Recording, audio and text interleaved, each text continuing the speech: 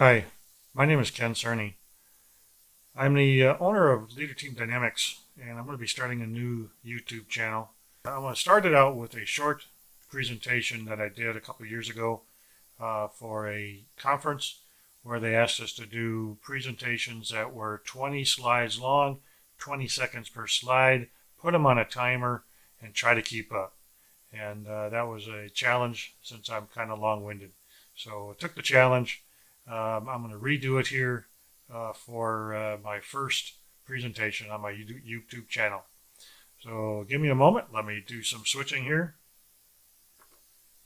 Switch over to the slides. There we go. Okay, here we go. I've been informally talking about these volunteer personality types for several years, but have never actually written them down until now. This short presentation only scratches the surface of the difficulties of understanding human behavior.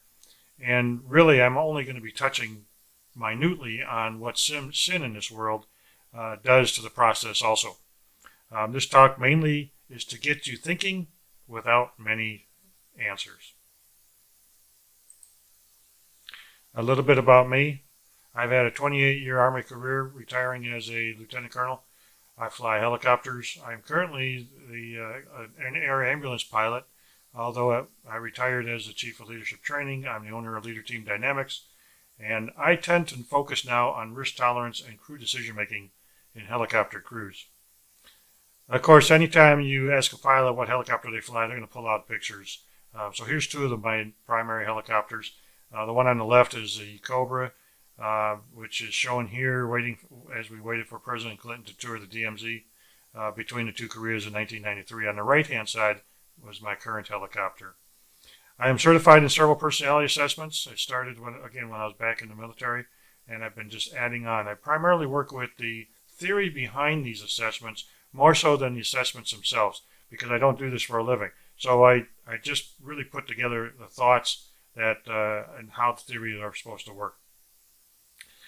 My church background as a member of the Wells, Wisconsin Evangelical Lutheran Synod. I grew up Catholic. I was confirmed into the Wells after I got married. Been a member all around the country with many different churches. Currently a member of Christ Evangelical in Merrill, Wisconsin, and have held several positions there. When you get to the volunteer types, I came up with the 4 types to closely resemble temperaments or essential motivators.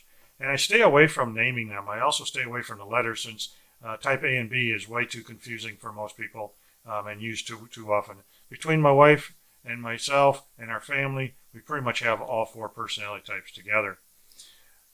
I developed this as a way of talking about types to church councils and others to understand the frustrations of getting more people to volunteer.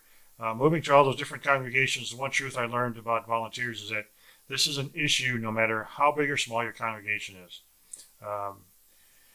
So type 1. Type 1 are the top go-getters. They are the first to step up. They seem to be at every volunteer opportunity. They're regularly in charge. They speak with authority. They tend to have leadership positions within the congregation, are respected, and again, hold those key positions. You can always count on them to be there for you. Type 2, they're just as committed as those from type 1, but they tend to not want to get in the way of those type 1s. They step up when others don't. If asked, they'll always do what they can. They hold support positions instead of leadership positions. They may not want to be in charge, and they definitely, again, don't want to get in the way of the type 1s. Family life and work probably get in the way for the type 3s to do much good for you, unless you can find something specific for them. They prefer doing specific tasks that they're comfortable with doing and can do on their time. Probably one step forward on their own. They need to be called or asked, and with the right tasks, they can be extremely committed individuals. Type 4, these are the hardest ones to deal with. They need to have something in it, and they like to look for what's in it for me. They usually don't fill out those time and talent surveys. They need to be asked for a specific request. They may find a task that they like doing and take complete responsibility for it, and then they don't like it when you take that responsibility away from them, because that's their job. When you have interaction between these two, type 1 and type 2 can be extremely intimidating to the others, to everybody. Type 3 and 4 may not be given a chance to volunteer because the other two have already taken all those chances away. And the 3 and 4s often have those hidden skills. If you can figure out what those are, you can get them involved and they'll be great volunteers. All types need to feel useful. That's one of the key things to it. The interactions between the different types may get in the way of willingness to volunteer. Again, that interaction I was talking about a moment ago. Therefore, a volunteer coordinator is probably the most useful thing for getting that type 3 and 4 volunteer to help you out. But that is a tough job, and not very many people like to do that. Are you volunteering for the right reason? The right reason are those on the left, pleasing God, to thank our Savior, to spread the word. If you're more focused on the ones on the right, may not be the right reason. If it's because you think you need to look good, if it's because you're the only one that can do it, guess what? Everybody can be replaced and a moment's notice. Conflict arises when you have problems here. And if the last year hasn't taught anybody anything, conflict can arise in the church when change happens. Not the way we used to do it, not the way I want to do it. How come I have to do this again? Why won't anybody volunteer? Lots of different reasons. Some of the reasons are that it's how we look at others. So sometimes we look at others and we're looking at that motivation for that individual. That motivation isn't always the best thing to do. Or we just have the structure behind it. In other words, we have a job. We're looking for somebody to do that job. We don't want anybody to do anything else. We just want them to do that job that we want them to do. Our language that we use can be in the way too.